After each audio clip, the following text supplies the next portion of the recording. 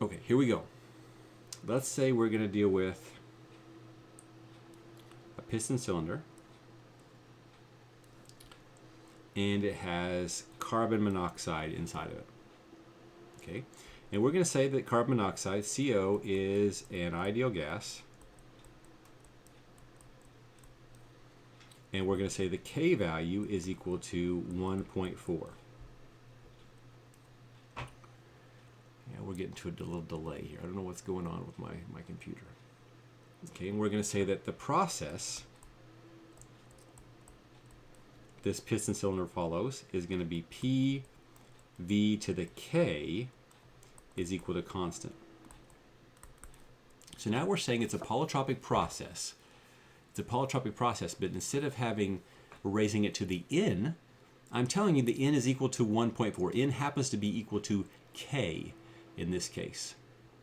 Okay, and I'm going to say state 1. It's late at night. My computer doesn't like it. So I've been on all day. Don't make me work anymore, Wanklin. It's not my fault that you procrastinated until the last minute to make this lecture. State 2.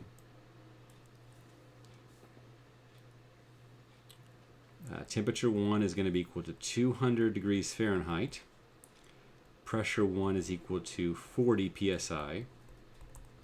I don't know what the volume is at 1. And the only thing I know at state 2 is the volume at 2 is 2 times the volume at 1. Okay, now there should be bells and whistles that's going off in your head right now, because I gave you an ideal gas. And how did I give you the temperature? Just what I said I was going to do. You are going to have to know in these calculations you're about to see that temperature needs to change. The temperature needs to change into absolute. And so I'm going to ask you, what is the final temperature and pressure?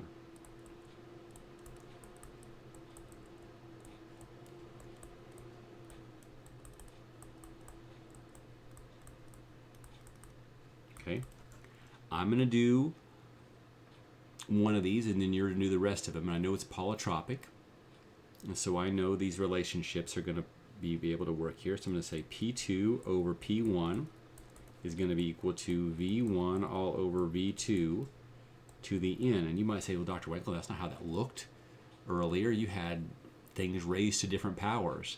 Okay, but now look at pressure and volume, and see if we can now consolidate some things with the exponents, because now we're only dealing with pressure and volume, and you'll find that this is the case. Okay, you can do that algebra. I trust you. You got this far in engineering. Algebra should be a straightforward thing to you, although sometimes these things do bother you a little bit. I know that pressure 2 is equal to pressure 1 times V1 all over V2. Remember what my N value is in this case? It's K. Okay, it's K. And so I can now easily say pressure 2 is equal to 40 psi times my volume 1. I don't know what it is, volume 1, but my volume 2 is 2 times volume 1 to the 1.4. This is going to cancel, and it's just going to give me 1/2 to the 1.4. And when I do that calculation, I get 15.16 psi. Okay? I want you to find out what the final temperature is. Okay, now that makes sense here. As I increase the volume, my pressure should go down. Okay, I increase the volume, my pressure should go down. Well, I'm not really sure about the temperature here. The temperature, as I could, if the pressure goes down, I could also increase the temperature. That's what made the piston go up. Okay, so there's a lot of things that could happen here so I'm not really quite sure what's going on with the temperature. But let's look what we would do. What you're going to do here, remember the relationship T2 over T1 is equal to V1 over V2 to the N minus 1. Remember here, N is equal to K. I want you to put things in here, solve, and tell me what T2 is equal to. And I want that answer in degree Rankine. Okay. probably on your exam, I'd ask for it in degrees Fahrenheit. I would ask you to have to convert back. But here today, I'm going to ask it for a degree rank, and that's going to be your last question for today.